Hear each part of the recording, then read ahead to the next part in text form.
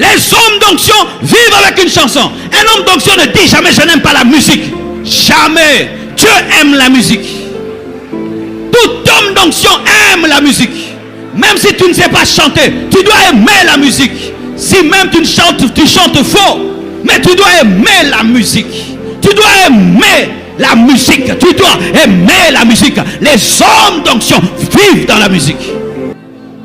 Élisée dit, l'Éternel des armées, dont je suis le serviteur et vivant, si je n'avais égard à Josaphat, roi de Juda, je ne ferai aucune attention à toi et je ne te regarderai pas.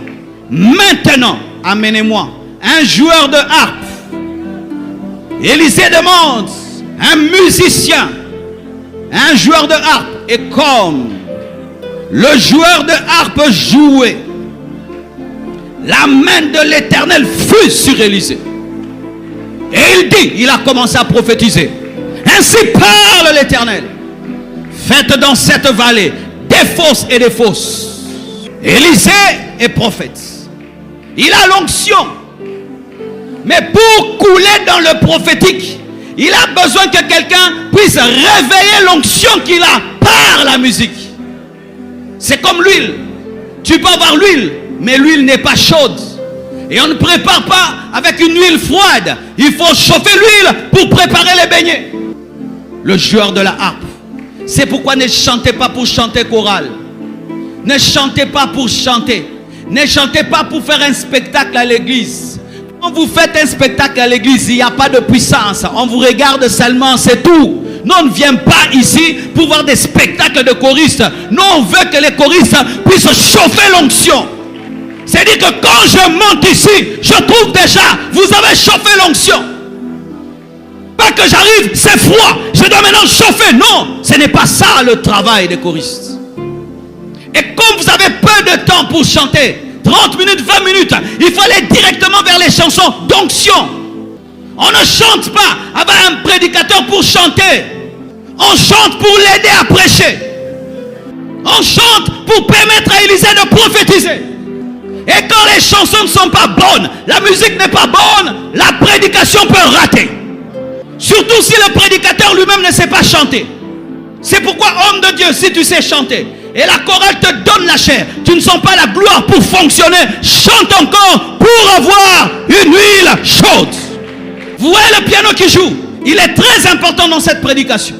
Ne choisissez pas les chansons parce que c'est la chanson à la mode. Ne choisissez pas les chansons parce que tu aimes bien la chanson. Pose-toi la question, est-ce que ça va aider le prédicateur à prêcher? Est-ce que ça va aider Élisée à libérer le message? Une musique spirituelle ouvre le ciel. Une mauvaise musique ferme le ciel. C'est pourquoi tu dois avoir tes musiques spirituelles. Tu dois avoir tes cantiques. Où tu sais que quand tu écoutes ça, même si tu n'as pas envie de prier, tu commences à prier. Même si tu n'as pas envie d'adorer, tu commences à adorer. Il faut avoir ça. Et si tu n'as qu'une seule chanson, mets toujours ta chanson là. Même si c'est une vieille chanson, les anciennes chansons, mets ça. Quelle est la dernière fois que tu as écouté de la musique dans ta prière et tu étais concentré? On n'écoute pas la musique seulement que pour se réjouir. On écoute la musique pour activer la sensibilité spirituelle. C'est pourquoi les choristes devaient vivre dans la sainteté. Quand tu vis dans le péché, le prédicateur vit dans la sainteté. Toi tu chantes, tu bloques. Nous n'avons pas besoin que de vos belles voix. Nous voulons des belles vies. Avant de monter, chanter avant que je prêche, tu dois prier. Comme moi j'ai prié pour prêcher. Mais on ne vient pas prendre le micro, j'ai une belle voix, tu chantes. Est-ce que tu as prié? Est-ce que tu vis dans la sainteté? L'homme de Dieu jeûne, toi tu manges. Comment tu peux préparer le terrain d'un homme qui est en jeûne? Toi tu manges, tu manges, tu manges. J'avais un ami que Dieu utilisait puissamment dans les miracles et les prodiges. Il pouvait ouvrir les yeux des aveugles, même dans la modération. Faire marcher des paralytiques au début du culte.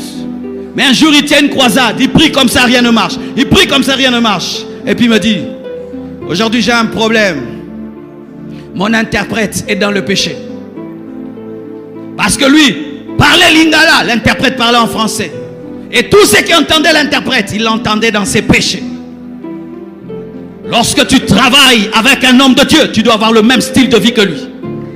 On ne peut pas avoir un homme de Dieu ouin, les choristes sont pas ouin. Un homme de Dieu qui craint Dieu, les choristes ne craignent pas Dieu. Ça crée un problème au niveau de la harpe.